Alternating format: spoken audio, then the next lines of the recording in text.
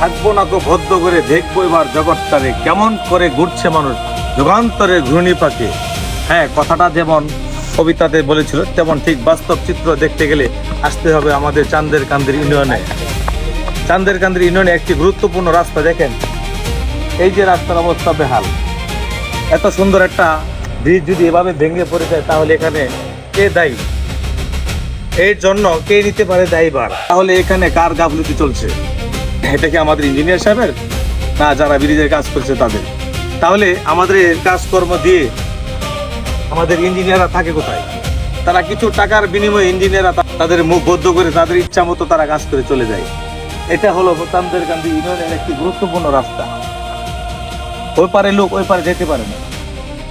যদি তারা যেতেই না পারে তাহলে ইমার্জেন্সি রোগীগুলি নিয়ে কোথায় যাবে, কিভাবে যাবে? আঙ্কেল, আপনাদের বাড়ি কোথায়? ওই পাশে ওই পাশে। এই ব্রিজটা ভাঙছে আজকে কতদিন হয়েছে? আমরা বাংশিগ 8-10 দিন ছিল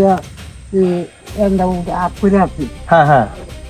পরে পরশু তোমরা 3 দিন আগে করেছি। 3 দিন আগে পড়ে গেছে। আচ্ছা, পরে যাওয়ার পরে এখানে কোনো গাড়ি যানবাহন ছিল না, যানবাহন ছিল না? ছিল না, যে করে আসি পরে ব্রিজ ফাঁক হয়ে গেছিল?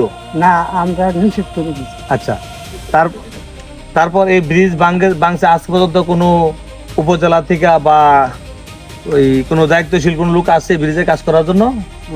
ইঞ্জিনিয়ার সাহেব আসছিল কালকে ইঞ্জিনিয়ার সাহেব আসছে, কি বলে গেল? হয়ে গেছে যে দ্রুত কাজ করে যাবে। আর এখান থেকে আপনাদের এলাকাবাসী কেউ কি মনে করেন যে এই বিষয়ে কোনো তদবির করেছে উপজেলায়? হ্যাঁ, তদবির করছে না? আপনাদের এলাকার চেয়ারম্যান কি বর্তমানে?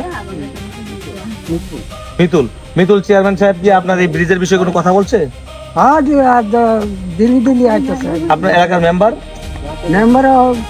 কাজ করে দিল্লি আইতেছে যাইতেছে এইটা নিয়ে তাদের যে আপনাদের এই রাস্তার ভাঙার থেকে আপনাদের উপকার এবং ক্ষতি কি হইতেছে?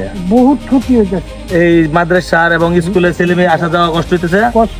এই যে রাস্তাটা এই যে যদি রেলিং না ধরলে তারা উঠতে পারে না। এখানে যে আমি কিছুক্ষণ আগে দেখছি একজন বৃদ্ধ মহিলা, সে উঠতে খুব কষ্ট হয়েছে। তাহলে এটা একটি গুরুত্বপূর্ণ রাস্তা। এই রাস্তার ওই পার যদি যেতে হয় তাহলে আমরা যারা একটু যুবক আছি তারা উঠতে পারে। যদি এদের মতন বৃদ্ধ লোকগুলি ওই পারে যাওয়া অনেক কষ্ট হয়ে যায়।